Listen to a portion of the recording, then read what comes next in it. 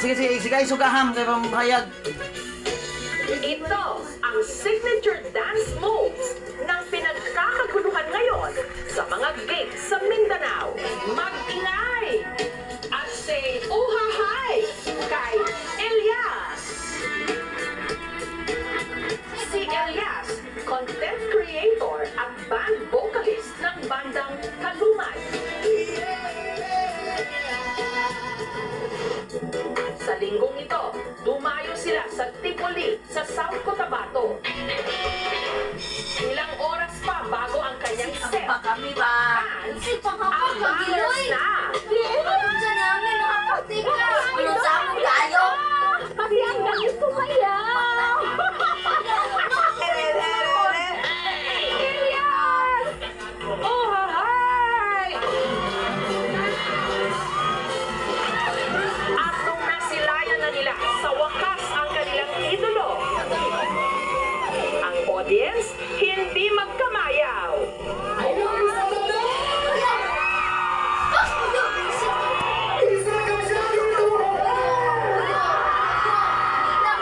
Si Elias patikim ng kanyang dance moves.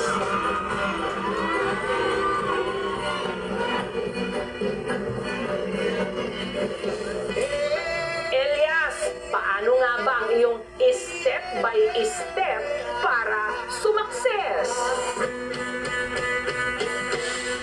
Childhood dream daw talaga ni Elias na mag-perform. Ang kanyang talento nahasa dito sa kanilang bukid sa Macbeth, North Cotabato. At ang kanyang naging mentor, ang kanyang tatay Elias Sr. Bonding daw kasi talaga nilang mag-ama ang kumanta habang nagtatapping o nangungulekta ng dagta ng rubber tree. Pag magtatrabaho kami, kumakanta siya palagi. Alisto ka! Magsakay ako ng kalabaw, magpakain ng damo, tapos dinadala ko yung lyrics, gina-practice ko araw-araw hanggang sa kabisado na umaga different voice at saka ages kasi mataas pa yung boses ko. Ngayon, hindi na. Masarap na lang. At sa mga nagsasabing mahalay ang pinauso niyang dance steps, ayon sa kanya, inspired daw ito ng kanilang hanap buhay. Kapag nagkakat ka kasi ng rubber is pag ganun. Ito ang puno, tapos hawakan mo yung puno, tapos kailangan mo ganito ang knife hanggang ganyan, hanggang ibaba. Kaya hinawa ko, kumbaga ganyan, tapos ginit. Oy! Sikatan na niya.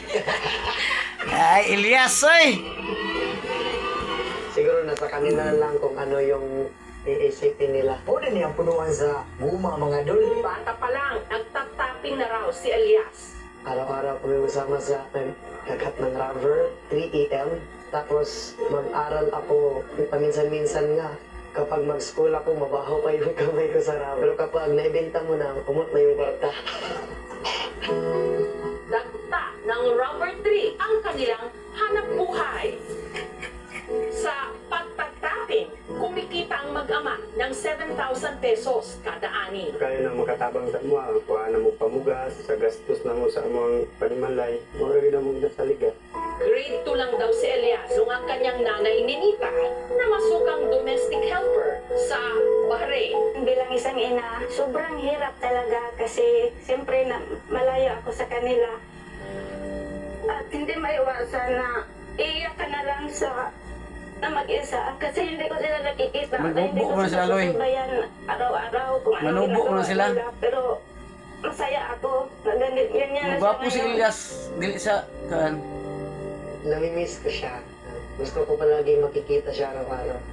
Kaya hindi ko mapigilan na maging emosyonal kapag magbanggit ako ng ngalan ng nanay ko. Basta pamilya ang pag-usapan, yan ang weakness ko.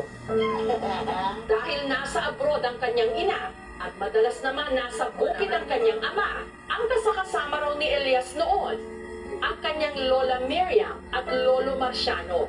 Hindi mo bagay na tayo. Nagdaga namin ako, nilagumagid na mo siya, magid na limana mo. Sa kanila ako natutulong araw-araw. Sila din ang nagbabantay sa akin, sila ang nagbigay ng allowance.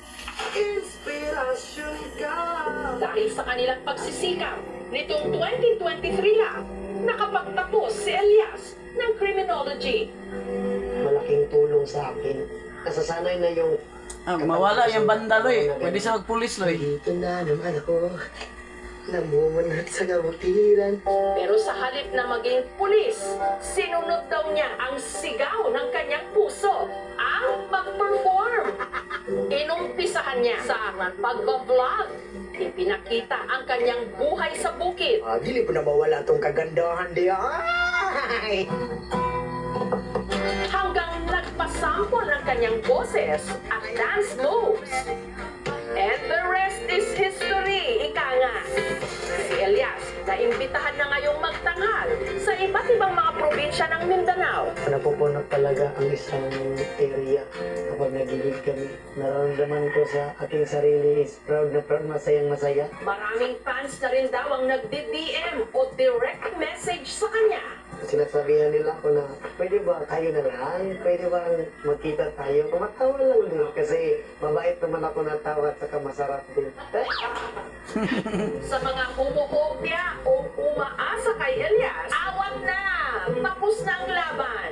Meron nang nanalo at nagpatibok ng kanyang puso. May asawa rin, Si no? Abigail na aminadong selosa. May fans kasi dati, humalik talaga dito. Kasi very territorial ako eh. Yung akin.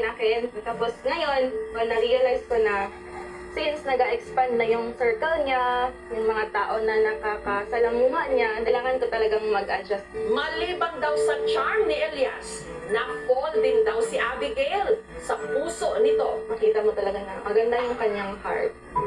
At meron na rin pala silang anghel, si Apollo. Si Elias talaga is super hands-on sa aning anak. Paano ngayon? Kasi malayo pa sa kanila.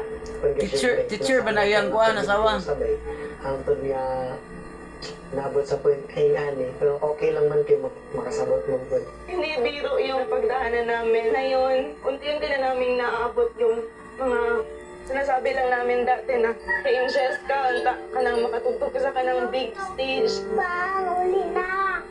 Tingnan na, uli mo pa. Buntag. Kahapon lang, umuwi si Elias ng Magpet para bisitahin ang kanyang pamilya. Kamusta? Happy din mong birthday oh. Nakipaglaro siya agad sa kanyang mag-ina na miss na niya. Kailangan mo Sinamahan din niya ang kanyang ama na muling mag-tapping sa bukid. Napidahan ka pa sa Na sinabayan pa niya ng pagsayaw.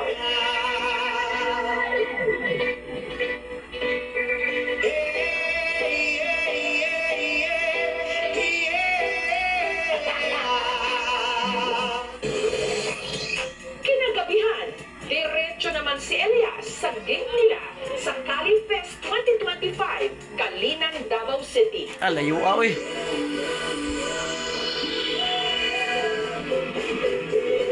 Sunod na sa dapat ng ano. Ang hindi alam ni Elias, may sorpresa mula sa kanyang #1 fan, ang kanyang nanay Ninita, all the way from Bahrain. Always humble at laging pasalamat sa Panginoon sa lahat ng na-achieve mo at laging mag-iingat sa bawat event na pupuntahan mo. Tatandaan mo na narito lang kami ng pamilya mo at laging susuporta sa magandang hangarin mo sa buhay. I love you, anak.